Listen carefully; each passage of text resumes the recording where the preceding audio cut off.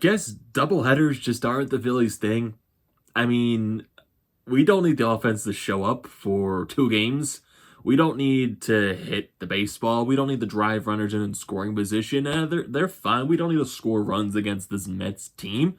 We can struggle hitting against Marcus Stroman, making him look like a Cy Young candidate for the second time this season. Like, how do you expect to win ball games when you don't get hits, when you can't make contact? I can joke about Hector Neris as much as I want in the chance to win that first ball game. But the offense really didn't help the pitchers. The offense really hasn't helped the pitching this season at all. And I know, we're 10 games into the season. I know. But it's becoming too much of a pattern where the offense just hasn't helped the pitching. Yeah, we've had our games where the offense steps up, especially the home run ball becomes a major factor. But we just don't seem as, I guess I could try to say is aware, or I'm trying to think of the word, but I can't, like, it's just like the, I guess, lack of, I can't think of it right now, but it just feels like right now we can't hit with runners in scoring position and we can't drive runs in. That's what I'm trying to get at. But just seriously, in these first 2 games, we struggled to drive those runs. Even in the first, the first game, we drove runs in, we did, and we had to lead going into the end of the game. Yes, Hector Neris did blow to save, and we lost because of that. But we had plenty of other chances to drive runs in. We were 3 for 12 for runners in score position in game 1. But in game 2, just nothing. Marcus Stroman, like I said, looked like a Cy Young candidate once again. And I know he pitched a couple of days ago, but it was only 9 pitches, but still. We need to figure out how to hit and hit consistently. Because, yeah, those spurts of 1 games where the home run ball becomes the major factor, can we put that at least maybe every 2 games, maybe every 3 games? Because it only feels like it's once every so many games that offensive outburst comes out. And right now, like I said, the offense needs to help the pitching. Because, like I said, we cannot consistently rely on the bullpen. Even though our bullpen is 10 times better, we cannot consistently rely on the bullpen again and again and again and again. And like I said, the biggest key from these first 2, the series in general, our starting pitching needs to go deep into the ball game. And I'll say Chase Anderson, after the first inning, he settled down. But Aaron Nola just felt off. Ever since the first game of the season, he's felt off. The velocity especially is way down. He's like around 90, 91 with his fastball. Couldn't locate the curveball. Couldn't locate the off-speed.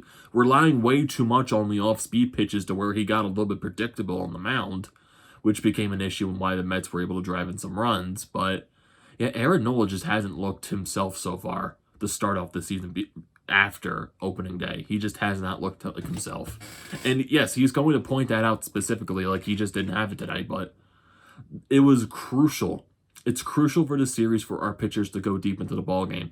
Yeah, Chase Anderson, he went, I think, 4 or 5 innings. Aaron Nola, I know with the doubleheaders, it's 7-inning ball games. And I hate it. I absolutely hate the 7-inning ball games. Because 1, it's so easy to go into extra innings. And when it's not even extra innings because you're going into the 8th inning. And they still use the extra inning rules in the 8th inning of a doubleheader. It's a fucking gimmick. And I'm tired of it. I am tired of the dumb runner on second base. I don't care if it benefits us. I don't care if the other team doesn't. It's stupid.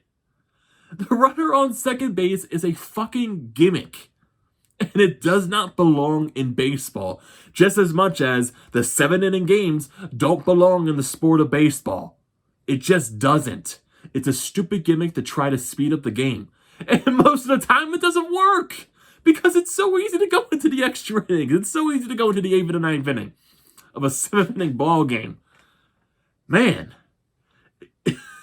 As you could tell, these 2 games in this doubleheader were very frustrating. It was a very frustrating day for Philadelphia sports. Very, very frustrating indeed. So let's go to the first game of the series. Phillies lose, first game of the doubleheader. Phillies lose that game by a score of 4-3. Dominic Smith leads it off for the Mets in this game with a 2-run home run, makes it 2-0 off Chase Anderson. Like I said, struggled in the first inning, settled down after that. Mets, they got their chances, but they only managed to get those 2 runs off of Chase Anderson. Okay, Phillies respond back in the bottom of the top of the second inning. Andrew Knapp gets a sac fly, drives in Alec Bohm, makes it 2-1.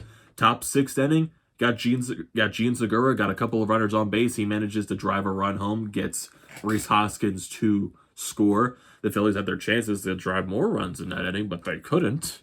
Having to rely on a guy like a Roman Quinn, who sucks. And I'm going to say that every single time. Roman Quinn does not deserve to be at the major league level. He is a single A, Class A, ranked type of baseball player, and he's playing big league ball. He does not deserve to be in the major leagues. He just is terrible. And yeah, the Phillies, we all know, they have a center field problem because Adam Hazley, his second game was not good either. Well, the Phillies really have a center field problem. And when your center fielders are batting around the 100 to below 100 mark in the batting average, yeah, you have a problem on your hands. A really big problem. And the Phillies, they get a 3-2 lead in the top of the 8th inning. They get some runners on. Didi Gregorius manages to drive in a run. He gets Andrew McCutchen to score. And the Phillies, they still had more chances to score runs in that inning, and they didn't. They did not. And then we go to the bottom of the 8th inning. Hector Neris comes in. Just didn't look like himself. And I know there was something with the Mets for this inning that I think they put Francisco Lindor on second base when it should have been the pitcher that been on second base for some reason. I'm not entirely sure about that. And I know there was another situation during the first game too where the Phillies had chances to get with runners in scoring position, and Roman Quinn tried to steal third base for some reason, and he was safe at first, but he tried for some reason running away from the bag, and he got tagged out. Yeah, that also describes Roman Quinn entirely. Like, I know there was a thing where it looked like he got pushed off the bag at the same time, but I think he thought the ball got away, and he was trying to run away from the base, and also he probably was trying to get off the base to prevent the guy from falling onto his leg. But you got to stay on the bag there. And also there shouldn't be a reason for why you're stealing third base. You're fast in a single, you should be able to score off a single. You should not need to steal third base off of that situation. But going back into the bottom of the 8th inning, Mets get their runners on. Pete Alonso ties the ball game at 3. And then Mets to continue to get runners on. And you got Jonathan Villar winning the ball game on a steep single to left center field. So Mets win that ball game by a score of 4-3. If you look at the box score, looking at the lineups, Andrew McCutchen goes over 4, 3 strikeouts. Kutch, just hasn't looked like himself at the plate. Definitely has not. Rhys Hoskins goes 1 over 3 with a run scored. Bryce Harper goes 1 for 3. Alec Bohm goes 1 for 3. Didi Gregorius goes 2 for 4. Gene Segura goes 2 for 4 with an RBI. Didi also got an RBI as well. Andrew Knapp goes 0 for 2 with an RBI. He got the sac fly. Roman Quinn 0 for 1. Adam Hazley did eventually come in, but he didn't get an at-bat. And then we look at the stats for Chase Anderson. Goes 4 innings, allows 3 hits, 2 runs, 2 of them earned, 3 walks, 3 strikeouts, and a home run to Dominic Smith. Jojo Romero comes up. The guy that got called up for Archie Bradley, came in, got the job done, only pitched a couple amount of pitches, only allows a walk. Jose Alvarado comes in, strikes out 1, gets the job done there. Connor Brogdon only allows a walk, strikes out 2. Connor Brogdon is a stud. Connor Brogdon has been electrifying this season. Hector Neris comes in, only records 1 out. He allows 3 hits, 2 runs, 1 of them earned, 1 walk, and no strikeouts. And I know on one of those plays, it was Didi Gregorius. I think it was this in the first game where he was trying to turn a double play, and he messed up, and he made a little bit of error on that situation. But yeah, Hector Neris comes in, blows the save, and gets the loss in this game. And yeah, like I said, I could harp on Hector Neris as much as I want, but the offense. The offense was a major issue in this game. 3 for 12 in runners in scoring position, only 6 hits. I know the Mets themselves only had 6 hits as well, but you got to be better. You got to be 10 times better. Like you made you made Walker look amazing. He had 8 strikeouts in this game. The Mets in total in this game had 14 strikeouts pitching wise. Like seriously, Taijuan Walker, you made him look amazing out there. It's ridiculous.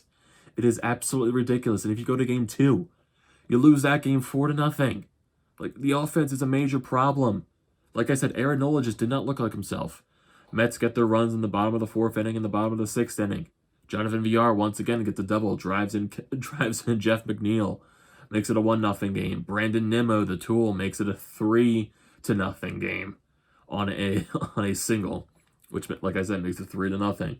Then you go to the bottom of the 6th inning. Brandon Nimmo once again makes it 4-0 on a single. And the Phillies, they didn't have as many chances in this game to score runs. They did not. I think they were 0 for 3. They were 0 for 2 at runners in scoring position, so they really didn't have that many chances to drive in runs in this game. And that's credit to Marcus. Yes, Marcus Stroman pitched a fantastic game, but the Phillies, I feel like they just didn't feel as, I would say, they didn't work him that much. I guess I feel like they were trying to be a little too aggressive. They were just taking what he was giving them, and that's what gave him so much success on the mound. You saw from the first game of the season, Marcus Stroman, to where ground ball machine. He was getting ground balls left and right. It was the same situation in this game. If you get that from the first game, shouldn't you expect that coming into the game, into the second game again you face him with? Where he's throwing pitches low. He's going to keep the ball low. Fastballs, curveballs, changeups, sinkers. He's going to keep the ball low and force you to ground the ball out. Wait on the pitches and let him, if he sees that you're adjusting to the pitches and he's going to change up his zone location. Okay, they're not chasing that balls low in the dirt. Okay, I'm probably going to pitch more up or into the zone and let's see what they can do. That's how you go after him. Make him pitch. Make him work. Adjust to the pitcher. And that's what it feels like the Phillies batters aren't doing. They're just taking what the pitchers give them. And that's why they're not doing anything at the plate. And like I said, there's been so many situations, where there's a ball dead down the middle. Dead down the middle of the plate. And they foul it off. They swing and miss. They don't hit it. I've never seen one team that's so inept of trying to hit the ball when it's right down the middle of the plate. And yes, it's early. It's probably an overreaction, but it's frustrating. It is completely frustrating that the way you started the season, the way you played at home, how good you played at home, and now you lose your next 4 out of 5 on the road. You got to win your road games. And I know you're playing the Braves twice. You're playing the Mets twice. I know there's difficulties there because you're seeing the same team twice in 2 weeks. But you got to hit. You got to make the pitchers work. You got to help your bullpen out. You got to help your pitchers. I know Aaron Nola didn't have the best stuff. Help him. Help him so he has confidence. And if you look at the lineup today, from the second game, Matt Joyce, he got the start for Andrew McCutchen. Goes 1 for 3. Rhys Hoskins goes 0 for 3. Bryce Harper, 0 for 3. JT Realmuto, 1 for 3. Alec Bohm, 1 for 3. Didi Gregorius, 1 for 3. Gene Segura, 1 for 3. Adam Hazley, 0 for 2. He was dreadful. There was one play during this game where he probably should have caught the ball, and he hesitated. He circled around a little bit, and I know the ball dropped and that allowed the Mets to do some damage in that inning. They have a center field problem. Adam Hazley batting 190. Roman Quinn's batting under 100. So, yeah, you have a center field problem. And I know Joe Girardi said after the game that he doesn't feel like the guys that are in the minor leagues, meaning Scott Kingery and Odubel Herrera and even Mickey Moniak, he doesn't feel like those guys are ready yet. I'm sure it's better than what we're getting right now. These are the two guys that won the starting center fielder jobs. Roman Quinn and Adam Hazley. Yeah, I was willing to give Adam Hazley a chance. But he's looked ugly. Roman Quinn, no. Roman Quinn does not deserve to be on a major league team. That's how bad he is. These are the two guys that won the center field job. I'd rather take a crack with Odubel Herrera, Mickey Moniak, or Scott Kingery. Seriously, you have a center field problem. Fix it. You gotta fix it. And the offense needs to wake up. We need to be more consistent. We need to drive runners when they're in scoring position. We got to get hits. We got to help our pitchers out. And if we look at the pitching from today's ball game, Aaron Nola goes 5 innings, allows 7 hits, 3 earned runs, 1 walk, 7 strikeouts. It's just like there was those situations where Aaron Nola had that one inning where he struggled and he didn't look like himself. And like I said, in his past 2 starts, he hasn't looked like himself. Losing command, losing velocity. I know it's only 3 starts for the season for him, but still, he needs to find a way to get better. And he's definitely going to say that. He definitely, as Spencer Howard came in for his 1 inning of work, goes that full inning, allows 2 hits, 1 earned run.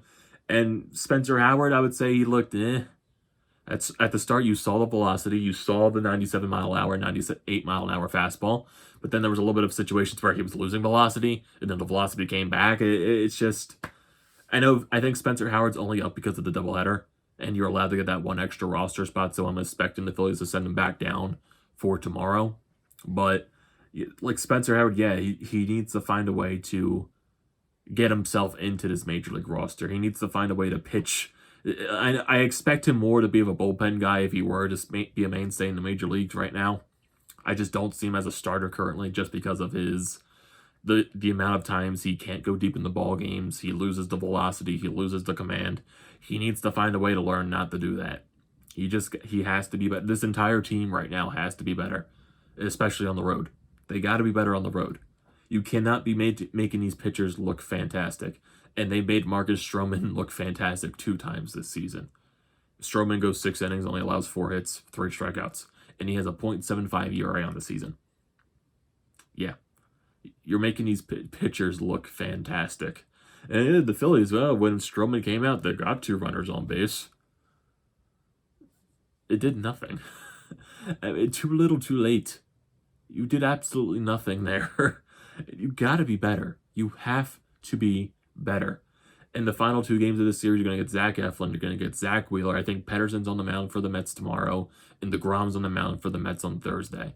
I know Thursday currently, for the weather forecast, I think they said on the broadcast that it's going to be iffy because it's supposed to rain on Thursday, and it sounds like it's going to be bad weather. So who knows if that game is even in question at this point. So right now you're looking at just tomorrow's game, Wheeler and Pedersen on the mound.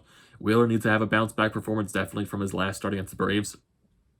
Offense needs to get going. Come on, chop, needs to get going. It really needs to get going. So, yeah, frustrating day for the Phillies. Swept in the doubleheader once again. You're 6-5 on the season. And, yeah, like I said, it's very early on, but there's a lot of showing signs of frustration so far. And they need to get better, and they need to wake it up a little bit. I'm talking about the bats. The bats really need to find a way to get more consistent. So, what are your thoughts on this doubleheader, everyone? What are your thoughts on this video? Don't forget to leave your comments in the comment section as always. Don't forget to drop a like on this video. Don't forget to check out the Paid Up Lines, which I'm a part of. Their links will be in the description below. Don't forget to check out the Florida Podcast merchandise website. The link to Flyers Nitty Gritty, they will be in the description below as well. And don't forget to like, comment, and subscribe to the channel, everyone. And I will see you next time.